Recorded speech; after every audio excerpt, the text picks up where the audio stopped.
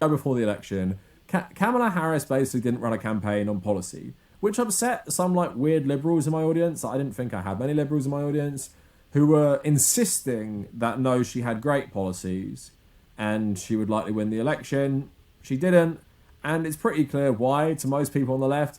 She didn't promise anything, and if you're already part of an administration that is unpopular and you're not promising to change anything, you're saying you're the exact same as Joe Biden, who was a terrible president, then you're going to lose the election, right? Especially in a country like America, where there are so many glaring issues. They don't even have the bare minimum we have in places like Western Europe, which also has loads of problems, right? So you don't even have universal healthcare. Was there even a campaign on healthcare at all? Like, not really. Even like reforming the system. Again, very easy to, pinpoint where the Kamala Harris campaign went wrong. But seemingly Cenk does understand that, but he's been... I do not like Kamala Harris. I think she's a weak politician. I think she's dishonest and corrupt. That's just my personal opinion. Being that she's a standard Democrat, and I think the Democratic Party is a corrupt party. However, this is 1984. This is, and we've seen a lot of bizarre things in our politics in this country, but one of the most bizarre things I've seen is how misrepresented Kamala Harris is. There's so many legitimate reasons to critique her for, and I definitely critique her for many legitimate, truth-based things. But yet across the board, from left-wing to right-wing media, everyone is just lying about her. And one of the most common lies is she didn't promise anything. She's not run any policies. I saw liberal establishment media do the same thing. She starts her campaign. She's campaigning around the country, doing these rallies, and she's talking about her policies over and over again, repeating these things, what she wants to do. And all the while, mainstream liberal media was like, oh, we don't know what she's running on. Yeah, we need to have a clear vision of what she's trying to do and what are her policies? What are her policies? Obviously, right-wing media was doing that. And you see, that right there is an example of why I am not a fan of Kamala Harris, right? From the perspective of when I say she's a weak politician, the very fact that she didn't pick up on this rhetoric, which happened early in her campaign, all these people saying she's running on nothing, she doesn't have any policies, the fact that she didn't pick up on that as a major messaging issue, right? And recognize how problematic it is, especially when even liberal media, if liberal media is saying you ain't running on no policies, you got no policies, that is a massive messaging problem that needs to be stomped out big time. The fact that she didn't step up and lean into that, I mean, to me, in my view, a more sophisticated politician, there'd be so many opportunities where, she would say publicly, I keep hearing that I don't have any policies. I don't have any policies. I'm not running on any policies. Well, I don't know what that's all about. But I'm going to tell you all about the policies that I am running on. And I've mentioned at all my rallies, I've mentioned whatever. You can go to my website and see all of them. These are the policies I'm running on.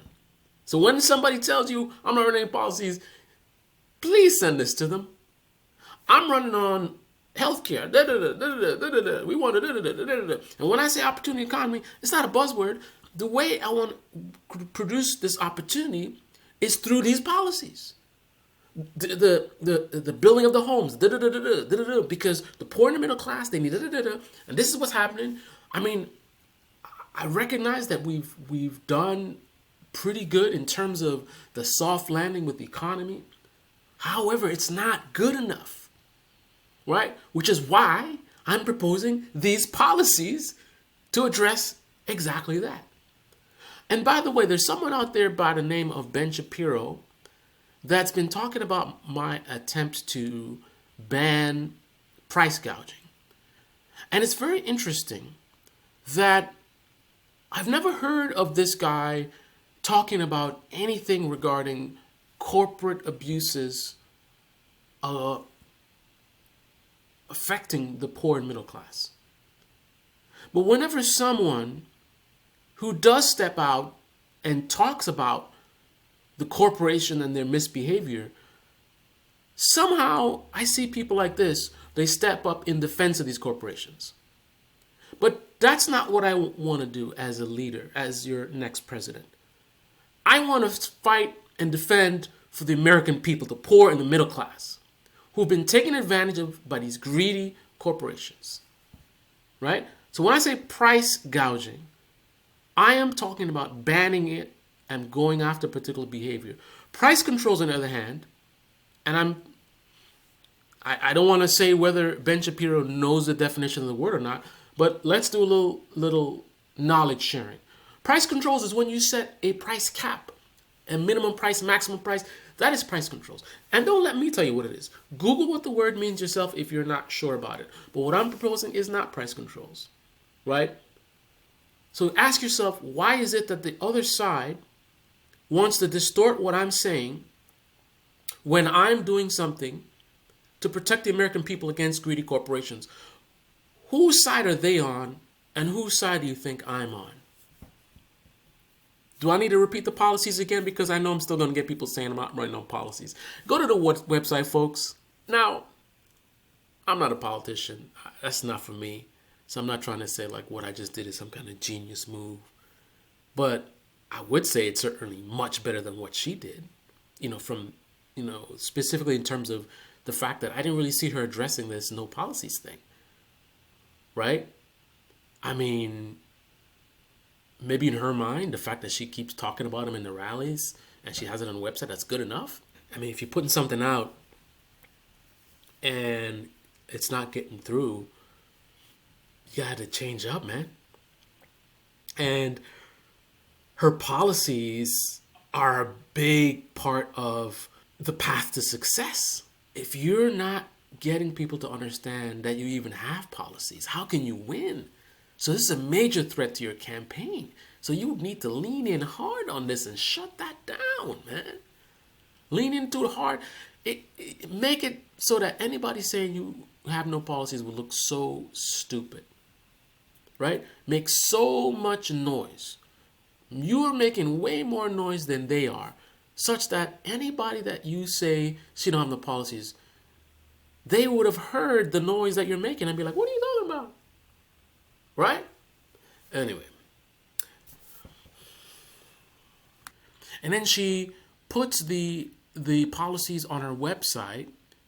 First of all, before she did that, people were complaining about how she didn't have any policies on her website 3 days after she started a campaign. I mean, this is not something that was planned. This is something that just all of a sudden happened. It was like, hey, you're now the candidate now, and you expect her to come up with some substantial policy plan in writing on her website within a few days. But anyway, before she had the website up, she was talking about specifics. She was mentioning specific numbers, exactly what she wanted to address. And they just like pretended not to see it. Then she puts it on the website, and then there was a delay. Oh, so it's like they weren't even trying. You're in the media. You're not following what her campaign is saying and doing and what's on the website. And then they want to complain about, why it took so long for it to go up. I mean, like, what? Now, I think a few weeks later, most of the left-wing media at least got on board with the reality of like, okay, she's got these policies. Now, because I say she's a weak politician and a corrupt politician, the real critique to me is, would she have actually delivered on those things, right? Someone more liberal-leaning, more Democratic Party, blue heart type would quickly be able to talk about like, oh, well, she would have been blocked, the Obama type excuses, the obstructionists, other Republicans or whatever. They just would not accept the reality that the Republicans fight to deliver on nonsense and the Democrats drag their feet and make excuses. We have really difficult challenges in this country in terms of things that need to be solved for the poor and working class, it is going to take a fight. You've got to be brutal. You've just got to be nonstop. We gonna make this happen. Anything short of that, you're looking for failure. I don't think Kamala Harris was gonna do that. That's a legitimate complaint, critique based on reality, right? I listen to all the positives, things that she says and things that she's done, her actual qualifications, right? I look at how she conducts herself, how she communicates. I look at whether she's been sort of abrasive with the Democratic Party, meaning she has some serious problems with the party and she's willing to fight the party, or whether she's been kind of a smooth operator with the party. I look at all these things and I say logically, based on the historical context, based on her actions, based on her history, I don't think she's going to really fight for these things. Not that she's not going to do any of it. Probably would have gotten some of it, a little bit, right? But it wouldn't have been much different than what we've gotten in the past. That's a legitimate critique. But to pretend like she doesn't have any policies, she didn't promise anything, that's a lie, right? Someone who doesn't like her, and I'm Jamaican, right? Brown-skinned guy who's Jamaican, who don't like Kamala Harris. But I love truth and I love reality. And the truth and reality is she ran on a lot of policies, very detailed policies, and more policies than I've seen anyone come up with in quite a while. The policies: tax relief for families, increased child tax credit to $3,600 per child with an extra boost of $6,000 for young children. That's not nothing. That can have a significant impact to a lot of people that are struggling and have families and children. Conservatives claim to be concerned about families. This would be a great policy to help families. Affordable housing. Building 3 million, a specific number, not just, the economy is going to be booming and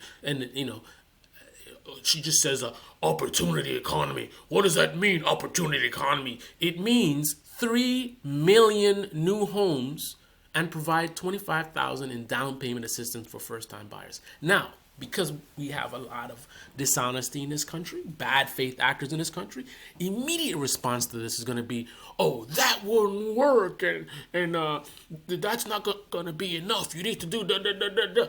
Wait a minute. Don't move the goalpost. The statement was made. She didn't promise anything. Promising to build 3 million homes and providing $25,000 in down payment is not nothing, right? So if we're operating in a world of reality, then the critique is she didn't promise enough. Her policies were not bold enough. But that's not what they're saying. Right-wing media, left-wing media. She didn't run on any policies. She didn't have any policies. What's her policies? It's like, I want to say this country is just mental. I don't want to use the R word, but he's not even from this country. Healthcare cost reduction. He said nothing. She didn't have nothing about healthcare. Healthcare cost reduction. Cap prescription drug prices and expand Medicare to cover in-home healthcare services. More of her non-existent policies. Preventing price gouging. Implementing measures to stop corporate price gouging on essentials like groceries and medications. Now this is one of the real frustrating things. The same people who said she doesn't have any policies, she's not running any policies, we're also saying that this is price controls. Price controls don't work. Historically, it's been a disaster. She's such a moron. She doesn't have any business experience. And here she is talking about something that we already know doesn't work. Here's the reality. She wasn't talking about price controls. Going after price gouging in the way that she said is not price controls. People like Ben Shapiro take advantage of the fact that the average person, doesn't know what price controls even means. Never heard of the word before. So he can just go up to sounding like, right? He's saying that she's doing something that she's not actually doing. And then he's trying to use proof of the thing that she's not doing, failing in the past, as proof that what she's talking about is ridiculous But she's not talking about what he's talking about. I mean, talk about straw man argument. I mean, that would be the equivalent of me saying, I want to make healthcare free for everyone. And Ben Shapiro is going to come in and argue that it's a really bad idea to let every single person be able to just walk in and do whatever plastic surgery they want to, and I want bigger muscles, give me bigger muscles, and all kinds of cosmetic surgery, even though the free healthcare for all did not include cosmetic surgery. Right? So his audience would sit there and say like, oh, it's ridiculous. Yeah, everybody's gonna go do whatever. But the whole thing is, that's not what's being proposed. You just bamboozled his audience. Price controls. Right? And you get a bunch of lazy morons online who hear Ben Shapiro saying this and they're like, oh, okay, price control. Okay. Yeah, and price control. Just repeating what he said. Don't even take the time to even look up what the word means. She talked about job creation, workforce development, offer tax credits to companies creating union jobs. She talked about eliminating tax on tips, raising the... I'm sorry. She doesn't get credit for that because Trump talked about it first, so therefore it's not an actual policy. If your opponent talks about a policy before you do, then you talking about it is not a policy. Them talking about it is a policy. Got it. Raising federal minimum wage. She advocated for increasing the federal minimum wage. Protecting abortion rights. Restoring national protection for abortion rights. Supreme Court, I'm not even going to read the rest of this because you know what? The kind of people that would need to see a video like this don't want to see a video like this. They don't care about the facts. They don't care about reality, right? They're just emotional people that just, I don't like Kamala this and Kamala that, they're Democrats. That's our political discourse in 20. Absolutely embarrassing and pitiful. This is 1984. This is 1984. A person that can run on so many detailed policies, and rather than critique her for the many, many big problems that existed about her in reality, they have to lie and make stuff up. She didn't have any policies. Fuck you. So did the far left cause her to lose? Absolutely not. Did they contribute to her losing? Absolutely. How much did they contribute? I don't know. But you think this had no impact? I mean, if even left-wing people were pushing out the right-wing rhetoric of she don't have no policies, how on earth is she to get a fair shake if even the people that are closest to her side, on her side of the political spectrum anyway, even though you far left and she center, okay, whatever. But you guys are on the same team, right? To some degree. And I know the irony, this guy is not even in this country, but I think you guys get the point. There's no way that if even the people who would have voted for her didn't fully understand her, because some of them can't be a zero number. Some of them would be listening to people like this, telling them she didn't have any policies, right? Because they don't want to listen to mainstream media, because mainstream media is the devil, right? So they're going to listen to independent media to go and lie to them and give them misinformation. This is not even difficult. This is not even complicated. She put the policies on her website. She was talking about it over and over again at the rallies. There's things in politics that are complicated. I mean, I know we talk about abortion in a very childish way, but you could say there's complications on that. When exactly is a human life, or, that whole thing of when does life begin? When do you transition from being just cells to being cells and much, much more to the point of you're an actual person, right? How do we put a specific dividing line of like, this is exact moment that you're transitioning to your person? That's a little complicated, man. You get into philosophy and all this kind of stuff. But whether she ran on policies or not, or whether she had policies or not complicated. Right? We're talking about, is fire hot? Is ice cold? That's what we're talking about. I think whether the earth is flat or not is, even that's more complicated than whether Kamala Harris ran on policies or had policies. That's more complicated, right? I know people say, "Oh, you talking about it?" I ain't no flat earther, but I'm just saying. There's at least some levels of like, what if you've never flown before? Right? So you never flown, or you look at the videos of the planet from space, and you realize that, you look at movies movies, right? And you see planets blowing up and Superman flying through the sky, and you're just like, why should I trust this video? You know what I mean? At least there's something to go on. But when somebody specifically lays out their policy, talk about it around the country, it's written on the website, she keeps talking about it, and you say she has no policies, not enough policies, not that her policies weren't good enough, not that her policies were bad, not that, like I would say, that she wouldn't actually deliver on those things, but to say she has no policies, she ran on nothing. Wow.